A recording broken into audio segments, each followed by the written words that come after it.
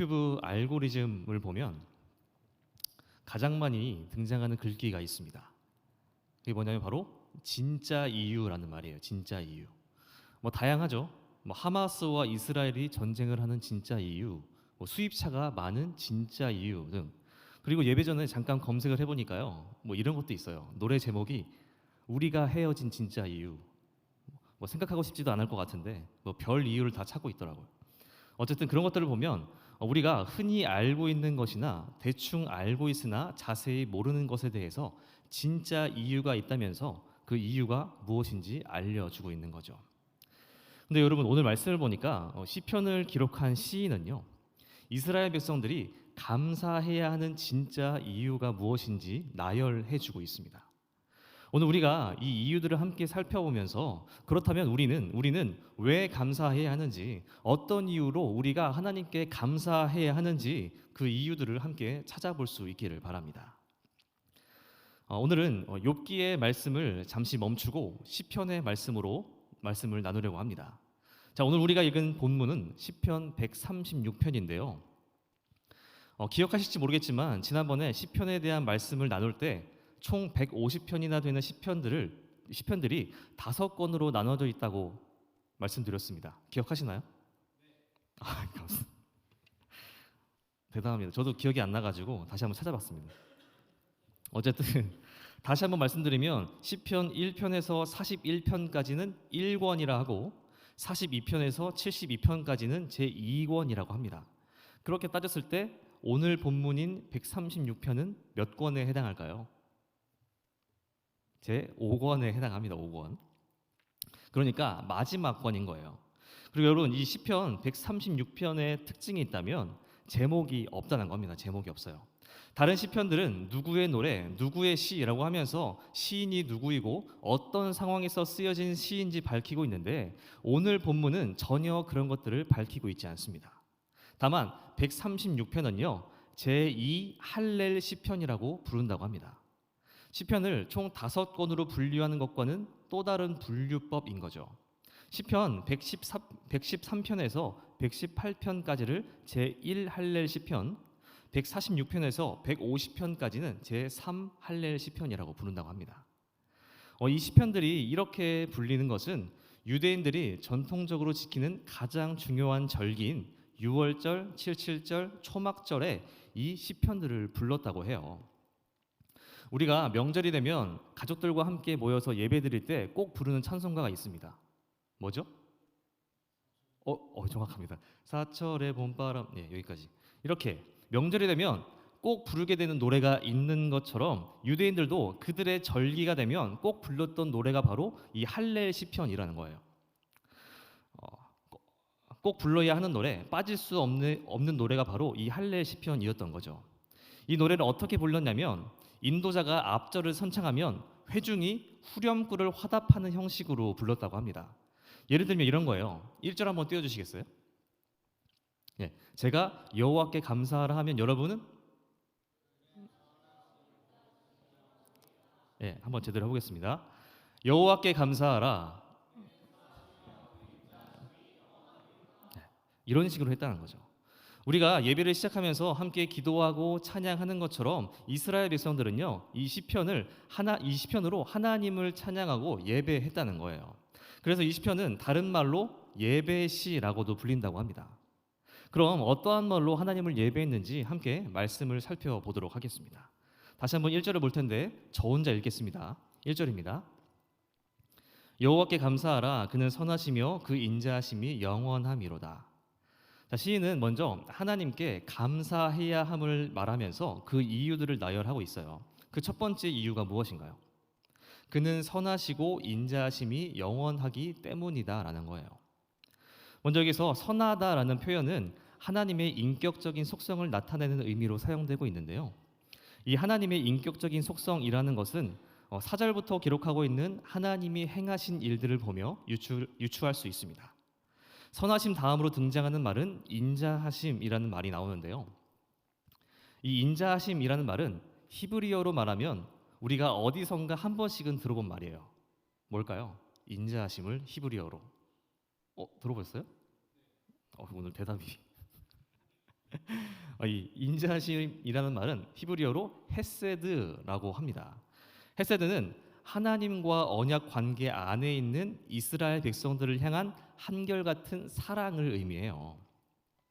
실제로 우리가 구약 성경을 보면 그러한 하나님의 헤세드가 그대로 드러나고 있습니다. 하나님은 아브라함을 선택하셨고 아브라함이 아들 이삭까지도 아끼지 않고 하나님께 드리려고 하자 하나님은 그의 믿음을 보시고 그에게 약속해 주셨습니다. 너의 씨가 크게 번성하여 하늘의 별과 같고 바닷가의 모래 같게 하리니. 그 하늘의 별들과 바닷가의 모래가 누군가요? 이스라엘 백성들이죠. 이스라엘 백성들. 그렇게 하나님은 헷세드를 통해서 이스라엘 백성들을 때마다 일마다 돌보시고 계시는 거예요. 하나님은 이스라엘이 애굽에서 노예로 살아갈 때에 헷세드를 통해서 그들을 출애굽시켜 주셨습니다. 그리고 그것은 시작일 뿐이었죠. 그것을 시작으로 광야에서 살아가는 이스라엘 민족을 언제나 보호해 주셨습니다. 세계 어느 곳에서도 경험할 수 없는 일들을 하나님은 친히 이스라엘 백성들에게 이루셨다는 거예요. 홍해를 가르시며 마른 땅을 걷게 하시고 이스라엘이 가는 곳곳마다 추울 때는 불기둥으로 더울 땐 구름 기둥으로 또 그들이 배고플 땐 만나와 메추라기를 내려 주셨죠. 이뿐만이 아니라 하나님의 헷세드가 아니라면 설명할 수 없는 일들이 이스라엘 역사에는 차고 넘친다는 겁니다. 결국 이처럼 하나님은 이스라엘을 향한 헷세드를 멈추지 않으셨다라는 거죠. 그래서 시인이 뭐라고 하나요? 그 선하심과 인자하심이 영원하다라는 거예요. 지금도 끊어지지 않고 우리에게도 동일하게 헷세드가 흘러가고 있다라는 거죠. 그러니까 그러한 이유에서 하나님께 감사해야 한다고 시인은 계속해서 우리에게 이야기하고 있는 겁니다. 자, 2절입니다. 신들 중에 뛰어난 하나님께 감사하라. 그 인자하심이 영원함이로다. 자, 신들 중에 뛰어난 하나님이라고 말합니다. 이것은 신들이 많이 있고 그들 가운데 가장 으뜸인 신이 하나님이라고 이야기하는 것처럼 보여집니다. 그리스 로마 신화에 보면 많은 신들이 있지만 그들 가운데 최고의 신이 누구죠? 제우스죠, 제우스. 그런 것처럼 신들이 다양하게 존재하지만 그들 가운데 최고의 신이 하나님이라고 말하는 것처럼 보여지는데, 그런데 여기서 신이 말하는 의미는 조금 다릅니다. 우리가 예전에 잠언에 대해서 말씀을 나눌 때 잠언의 포인트가 뭐죠? 헛되고 헛되도다. 기억하시나요? 예, 알겠습니다. 이것을 다시 말하면 헛된 것 중에 가장 헛된 것이라고 말할 수 있어요. 히브리어에서 이러한 표현은 최상의 것을 표현할 때 나타내는 표현입니다. 그러니까 신들이 많이 있지만 그 가운데 하나님이 최고의 신이라는 말이 아니라 오직 하나님만이 크신 하나님이라는 최상의 표현인 거죠. 그렇기 때문에 2절은 오직 유일하신 하나님이시기에 감사해야 한다고 말하고 있는 거예요. 3절입니다. 주들 중에 뛰어난 주께 감사하라. 그 인자하심이 영원함이로다. 이번에는 주라고 하는 말이 나옵니다. 2절이랑 똑같은 말인데 조금 다르게 쓴 것처럼 보여지지만 2절은 전능하신 하나님께 감사하는 것이라면 3절은요. 온 세상 만물의 주인 되신 하나님께 감사하라는 거예요. 하나님은 온 땅을 창조하시고 창조하신 모든 만물을 다스리는 분이라는 거죠. 그렇기에 세상의 모든 것은 그분의 통치 아래에 있다는 겁니다. 하나님의 통치는 앞서 말씀드렸던 바와 같이 이스라엘에게 함께하신 헷세드를 통해서도 볼 수 있어요. 하나님이 온 세상 만물의 주인 되시기 때문에 바다가 그분께 순종하고 구름과 불이 하나님께 순종할 수 있었다는 거죠. 이처럼 3절까지 시인은요, 하나님 그 자체를 세 가지로 표현하면서 감사해야 함을 권면했는데요. 이어지는 4절부터 9절까지는 창조주 하나님에 대해서 구체적으로 열거합니다. 4절의 말씀입니다. 홀로 큰 기이한 일들을 행하시는 이에게 감사하라. 그 인자하심이 영원함이로다. 여기에 큰 기이한 일이라고 하는 말은 사람이 할 수 없는 놀라운 일이라고 바꿔 말할 수 있겠습니다. 그러니까 하나님만이 하실 수 있는 일, 너무나도 많죠. 사람은 할 수 없으나 하나님만이 하실 수 있는 일이 얼마나 많습니까? 그러나 시인은 그 가운데 가장 먼저 창조에 대해서 말하고 있는 거예요. 사람으로서는 할 수도 없고 조금도 이해할 수 없는 창조를 하나님이 행하셨다는 겁니다. 계속해서 보시면 그 하나님의 창조를 더 구체적으로 열거합니다. 5절을 보시면 시인은요, 하나님이 지혜로 하늘을 지으셨다라고 합니다. 여기서의 지혜는 분별력 또는 능력을 의미해요. 여러분 보면 우리가 벽에 액자나 시계를 걸어둘 때가 있습니다. 그런데 언젠가는 그것이 떨어질 때가 있겠죠. 이처럼 사람들이 만든 것은 언젠가 무너질 때가 있고 아무리 잘 만들고 잘 고정해도 고장날 때가 있습니다.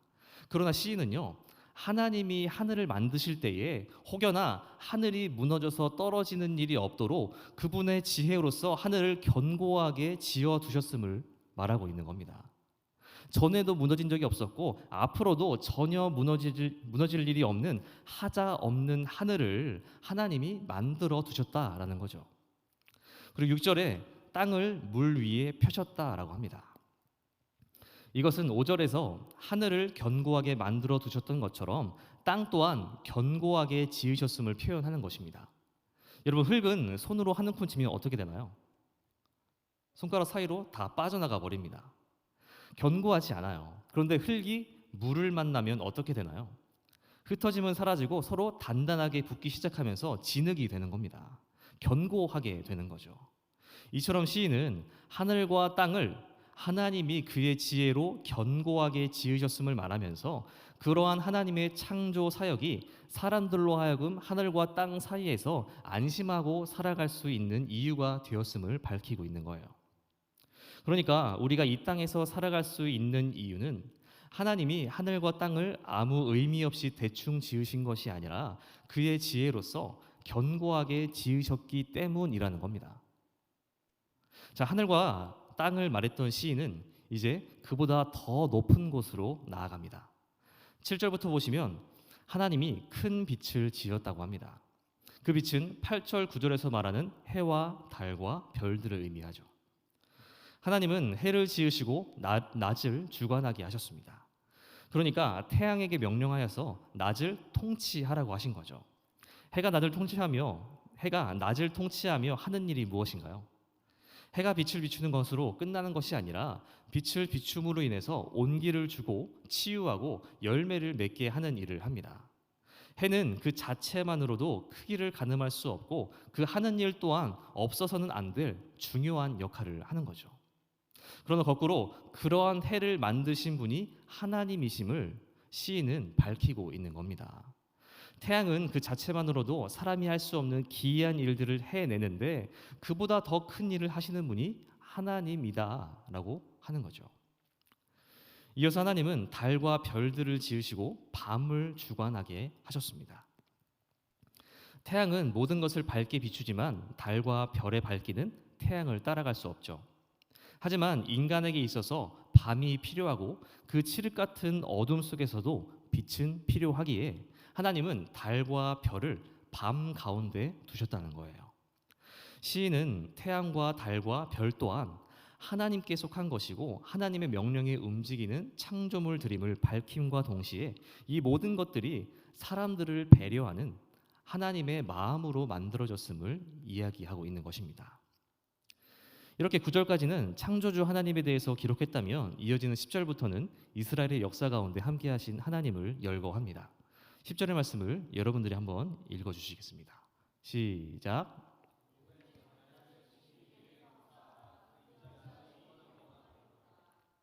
되게 짧네요. 앞서 말씀 드렸다시피 시인은요, 하나님의 햇셋으로 이루어진 하나님의 행적들을 기록하고 있습니다. 이스라엘 백성들이 애굽에서 노예 생활을 하던 당시에 하나님은 애굽 땅에 10가지 재앙을 내립니다. 그 가운데 마지막 재앙은 장자의 죽음이었죠. 이 재앙으로 인해서 이스라엘 백성들은 애굽에서 나올 수 있었습니다. 그러니까 하나님이 이스라엘 백성들을 죽음에서 생명으로 구원하신 사건이라는 거예요. 단지 장자를 친 것을 가지고 하나님께 감사하라고 하는 것이 아니라 그것을 통해서 이루어진 일들을 보며 감사하라는 거예요. 이어지는 구절들은 출애굽을 시작으로 이어지는 하나님의 인도하심이 기록되어 있습니다. 이스라엘 백성들로 하여금 애굽에서 탈출시키시고 강한 손과 표신팔로 인도하시는 하나님. 시인은 하나님의 능력을 강한 손과 표신팔로 인도하셨다라고 표현합니다. 손은 능력을 상징하고 팔 또한 힘을 상징합니다. 시인이 이러한 표현을 하는 것은 단순히 하나님의 능력이 그들에게 함께 하셨다는 의미보다 더 깊은 의미를 드러내고 있는 것으로 보여집니다. 하나님이 강한 손과 펴신 팔로 그들을 끌어안아 주셨다고 표현하면 더 와닿을까요? 능력이 나타나 보이는 것도 은혜이지만 그 능력이 나를 감싸 안고 있다는 것은 또 다른 은혜일 수 있습니다. 시인은 그러한 의도를 지금 드러내고 있는 거죠. 이스라엘에게 함께 하신 하나님은 그들을 인도하실 뿐 아니라 하늘과 땅을 견고하게 지어두신 것처럼 그들의 앞길도 다듬어 주십니다. 17절부터 보시면요, 이스라엘이 약속의 땅으로 나아갈 길들을 닦아 두으셨음을 말하고 있는 거죠. 이스라엘이 가야 할 길에 놓여 있는 세력들을 물리쳐 주셨다는 겁니다. 여기 보시면 왕들이 등장하는데요. 하나님이 이스라엘이 약속의 땅으로 나아가는 긴 여정 속에 있었던 수많은 왕들을 물리쳐 주셨다는 거예요. 그 왕들이 어떠한 왕이었던 간에 이스라엘이 나아가는 데에 걸림돌이 되었다면 하나님이 강한 손으로 물리쳐 주셨다는 겁니다. 여러분, 출애굽 이전까지 이스라엘 백성들은 노예로 살아가던 사람들이었습니다. 군사 훈련도 제대로 안 돼 있었을 거예요. 미안하지만 그들은 그냥 오합지졸, 그냥 200만 명이나 되는 거짓대에 불과했을 수 있습니다. 그러했던 그들이 군사력을 제대로 갖춘 나라를 이길 수 있었을까요? 인해 전술이라고 사람들의 숫자로 그냥 밀어붙였겠어요? 그게 아니라는 거예요. 아무것도 갖추지 않았던 이스라엘 민족을 하나님이 강한 손으로 이끌어 주심으로 인해 많은 나라의 왕들을 물리치고 결국엔 약속의 땅을 얻어냈다는 거죠. 시인은 그러한 하나님께 감사해야 함을 권면하고 있는 겁니다. 여러분, 이처럼 시편 136편의 시인은요, 하나님께 감사해야 할 이유들을 나열하면서 하나님께 감사해야 함을 권면하고 있는데요. 그렇다면 여러분, 시인은 어떤 생각으로 이 감사시를 쓰게 되었던 걸까요? 그것은 이 시를 쓰게 된 시대적 배경을 보면 잘 알 수 있습니다. 이 시편은 누가 쓴지도 알 수 없고 언제 쓰여진 시인지도 밝히고 있지 않는데요. 다만 이 시에 쓰여지는 문구가 이스라엘이 망하고 포로로 잡혀있던 시기 이후에 자주 쓰여졌던 문구라고 합니다. 그러니까 쓰여지는 문구를 보며 시가 쓰여진 시기를 알 수 있는 거죠. 그러니까 뭐예요? 136편은 이스라엘이 망하고 포로로 잡혀있다 온 이후에 쓰여진 시라는 겁니다. 그들이 가장 좋을 때, 그들에게 모든 것이 넘쳐날 때 감사의 시를 쓴 것이 아니라 어찌 보면 그들이 가장 어려울 때, 아무것도 손에 쥐고 있는 것이 없을 때, 무엇 하나 제대로 갖추고 있는 것이 없을 때에 감사의 시를 썼다는 거예요. 여러분, 결국 시인은요, 무엇 하나 감사할 것이 없는 이스라엘 백성들에게 감사해야 할 이유들을 제시해주고 있는 겁니다. 근데 여러분, 감사하라는 시인의 마음은 알겠으나 그 이유들을 보면요, 그렇게 와닿지 않는 이유들이 너무나도 많습니다. 지금 나의 삶이 어려워요. 아무것도 갖춘 것이 없어요. 그러나 시인은 과거의 일들을 되새겨주면서 그것들을 기억하며 감사하라고, 또 세상을 창조하신 하나님께 감사하라고 권면하고 있습니다. 여러분, 만약 우리의 인생에 해결된 것이 하나도 없고 문제만 가득한데 누군가가 우리에게 하나님께 감사하라고 하면 우리는 쉽게 감사할 수 있을까요? 여러분, 정말 어려우면 감사는 당연히 안 나오고요, 기도도 나오지 않습니다. 그런데 시인은 그러한 상황 가운데 놓여 있는 이스라엘 백성들을 향해서 감사해야 함을 말하고 있는 거예요. 여러분, 제가 오늘 말씀을 묵상하고 준비하면서 시인이 이 어려운 사람들을 더 어렵게 만든다라는 생각이 들었습니다. 아니, 어떻게 감사할 수 없는 사람들에게 감사를 강요할 수 있는가? 이것도 또 하나의 폭력이 아닌가 하는 생각이 들었어요.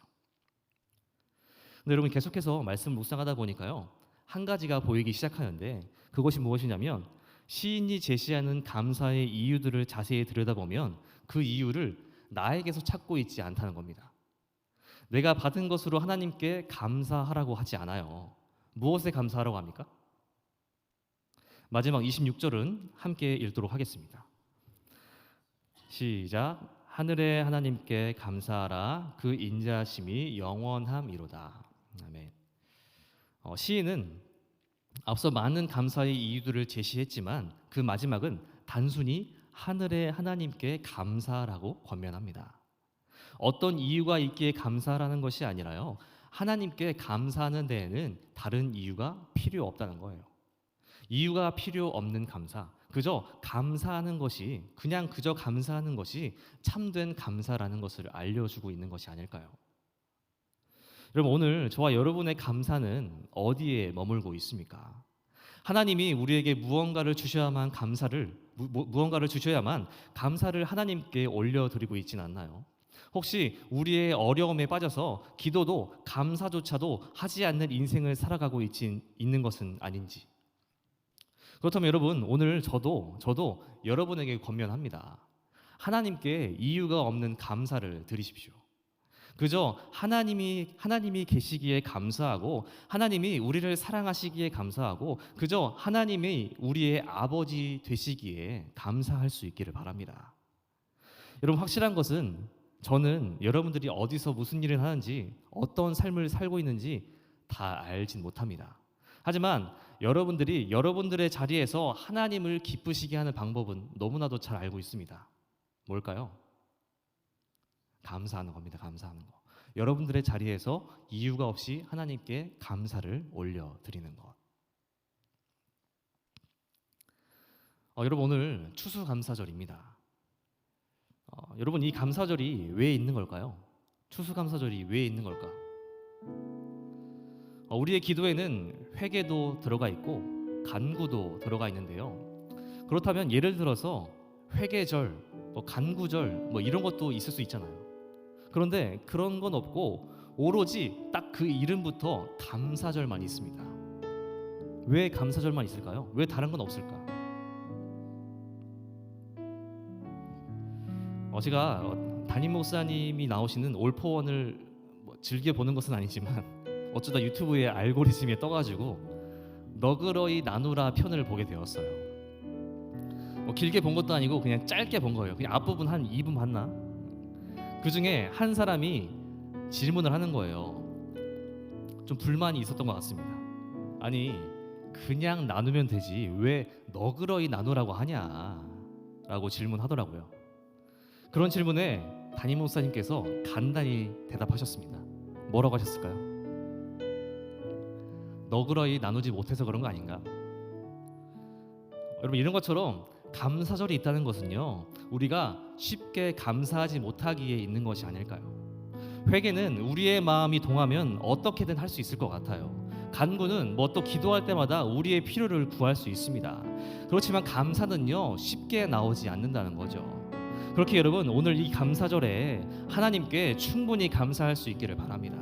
이유가 없음에도 감사하고 그저 하나님이 하나님 되시기에 감사할 수 있기를 바라요. 그렇게 우리 안에 감사를 쌓아가고 날마다의 삶 속에서 하나님께 감사를 올려드린다면 우리는 조금 더 성장하는 그리스도인들이 되어갈 수 있지 않을까요? 우리가 그러한 마음으로 하나님께 참된 감사를 올려드리며 나아가는 한 주, 하나님을 기쁘시게 하고 참된 감사로 조금 더 성장하며 나아갈 수 있는 저와 여러분들 될 수 있기를 바랍니다. 기도하겠습니다.